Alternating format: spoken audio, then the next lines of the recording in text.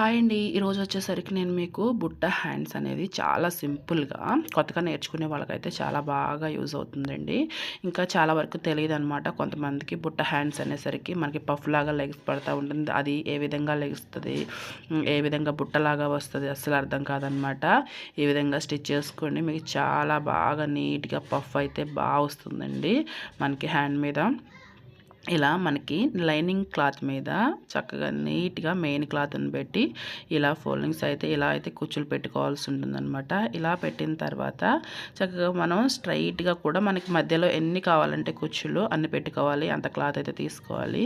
ఈ విధంగా కుట్టుకున్న తర్వాత మెయిన్ వచ్చేసరికి ఇక్కడేనమాట మనకి బుట్ట రావడానికైతే మెయిన్ ఇక్కడ మధ్యలో మన షోల్డర్ దగ్గర కుచ్చులే మనం ఇప్పుడైతే ఈ విధంగా ఫోల్డింగ్ చేసాం కదా! పైకొచ్చేసరికి రివర్స్‌గా ఫోల్డింగ్ చేయాలన్నమాట.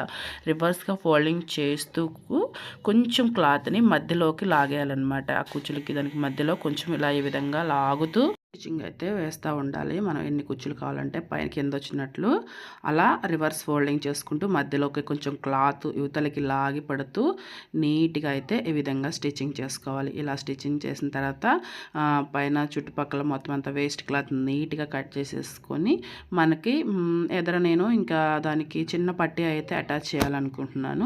ఇలా మనం పట్టీ ఒకటి అటాచ్ చేసుకుంటే బుట్ట హ్యాండ్ అయితే చాలా నీట్‌గా ఉంటుందన్నమాట. మనకి బాహుబలి హ్యాండ్స్ ఉంటాయి కదండీ! ఆ విధంగానేనమాట. బాహుబలి హ్యాండ్స్ ఇంకా కొంచెం పెద్దగా ఒక 3 ఇంచెస్ అయితే పెట్టుకోవచ్చు. 3 ఇంచెస్ కాడ నుంచి నేనైతే దీన్ని 2 ఇంచెస్ వరకు అయితే నేను దీని బార్డర్ అయితే అటాచ్ చేస్తూ ఉన్నాను. ఫినిషింగ్ అయితే చాలా నీట్‌గా ఉంటుందండి. చాలా బాగుంటుంది. మీకు ఎవరికైనా నచ్చినట్లయితే నా ఛానల్‌ని సబ్స్క్రైబ్ చేసుకోండి. ఇటువంటి మంచి టిప్స్‌ని అయితే మీకు షేర్ చేయాలనుకుంటా ఉన్నాను. ఎవరికైనా వీడియో నచ్చితే లైక్ చేయడం మాత్రం మర్చిపోకండి. నా ఛానల్ని సబ్స్క్రైబ్ చేసుకోండి. ఇంకా మీకు ఎవరికైనా ఏమైనా డౌట్స్ ఉంటే కూడా నా కామెంట్ సెక్షన్లో కామెంట్ చేయండి. మీకు ఇంకా నేనైతే మంచి మంచి వీడియోస్తో అయితే ముందుకు రావాలనుకుంటున్నాను. కొంచెం సపోర్ట్ ఇచ్చి ముందుకు నడిపి